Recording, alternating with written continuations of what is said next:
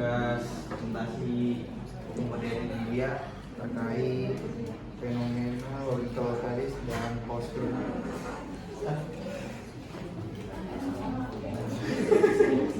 Topik yang dibahas ini ada pengertian logical fallacy dan post-truth, dan yang kedua ada faktor munculnya logical fallacy dan post-truth.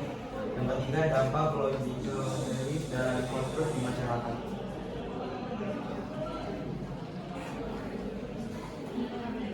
Logical fallacy bisa diartikan kekeliruan logika yang mengacu pada kesalahan dalam penalaran yang dapat terjadi dalam argumen sehingga menghasilkan kesimpulan yang tidak valid atau tidak masuk akal.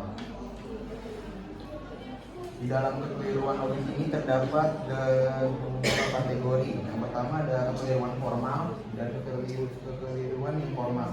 Kekeliruan formal ini melibatkan kesalahan dalam struktur argumen seperti penggunaan operator, logika yang salah, atau inferensi yang tidak valid.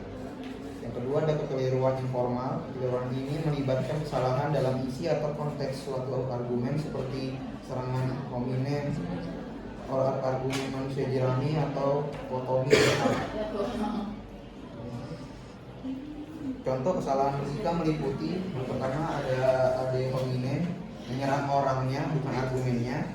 Yang kedua ada straw man, salah mengartikan argumen lawan. Yang ketiga ada dikotomi, yang salah, hanya menyajikan dua pilihan padahal ada lebih banyak pilihan. Yang keempat banding kepada otoritas, mengandalkan pendapat otoritas tanpa mempertimbangkan perspektif lain. Post-truth mengacu pada fenomena di mana kebenaran tidak lagi dianggap penting atau relevan. Dalam wacana publik, konsep ini dikaitkan dengan munculnya disinformasi, dan propaganda di berbagai bentuk media. Post-truth ini terwujud dalam berbagai cara, seperti yang pertama fakta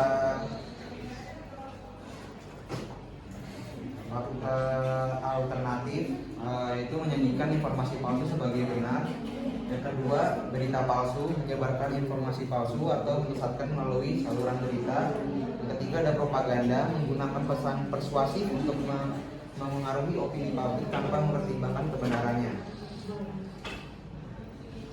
Fenomena post-truth ini dari berbagai faktor antara lain media sosial, kemudahan menyebarkan informasi yang salah melalui platform media sosial. Yang kedua ada polarisasi politik, meningkatnya perpecahan antar partai politik dan kecenderungan menolak pandangan yang berlawanan. Yang ketiga ada kurangnya literasi media, ketidakmampuan mengevaluasi informasi secara kritis dan mengidentifikasi.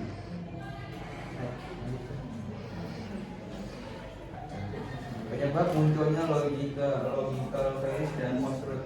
Terdapat 5 faktor penyebab munculnya logical fallacy dan post-truth. Yang pertama ada faktor internal. Faktor internal ini yang dibagi lagi menjadi 3. Yang pertama ada ego. Ego dapat mempengaruhi individu untuk mempertahankan pandangan mereka sendiri dan menolak informasi yang tidak sesuai dengan pandangan tersebut. Yang kedua ada keterbatasan pengetahuan. Keterbatasan pengetahuan dapat membuat individu tidak memiliki kemampuan untuk memahami informasi yang kompleks dan memengaruhi keputusan mereka. Setelah itu ada emosi. Emosi dapat memengaruhi keputusan individu dan membuat mereka tidak mau menerima informasi yang tidak sesuai dengan pandangan mereka. Yang kedua ada faktor eksternal. Dalam faktor eksternal ini meliputi ada 4 faktor lainnya. Yang pertama ada media, sosial media, kebudayaan, dan politik. Selanjutnya ada faktor teknologi. Di dalam faktor teknologi ini ada faktor lainnya, yaitu digital literasi dan berita hoax. Dan di faktor selanjutnya ada faktor sosial. Faktor sosial ini meliputi social pressure dan keterbatasan sumber daya. Yang kelima ada faktor psikologis. Di dalam faktor psikologis ini meliputi keterbatasan kognitif dan keterbatasan emosional. Dampak logical fallacy dan post-truth pada masyarakat. Yang pertama, pengaruh pada demokrasi. Yang kedua, pengaruh pada kebebasan berpendapat. Yang ketiga, pengaruh pada kualitas informasi. Yang keempat, pengaruh pada psikologis dan sosial. Yang kelima, pengaruh pada identitas. Yang keenam, pengaruh pada masyarakat urban. Yang ketujuh, pengaruh pada masyarakat rural. Untuk pengaruh pada demokrasi, dampak logikal, waris, dan post-truth dapat mengganggu proses demokrasi dengan cara menghambat kemampuan masyarakat untuk berpartisipasi aktif dalam proses politik dan memilih calon yang tepat. Dan untuk pengaruh yang kedua, pada kebebasan berpendapat, dampak logikal, waris, dan post-truth dapat mengganggu kebebasan berpendapat dengan cara menghambat kemampuan masyarakat untuk berpendapat secara bebas dan beragam. Yang ketiga, yang pengaruh pada kualitas informasi, dampak logikal, waris, dan post-truth dapat mengganggu kualitas informasi yang tersedia dengan cara menghambat kemampuan masyarakat untuk memperoleh informasi yang akurat dan reliabel. Yang keempat, pengaruh pada psikologis dan sosial, dampak logikal, waris, dan post-truth dapat mengganggu psikologis dan sosial masyarakat dengan cara menghambat kemampuan masyarakat untuk berinteraksi secara efektif dan membangun hubungan yang seimbang.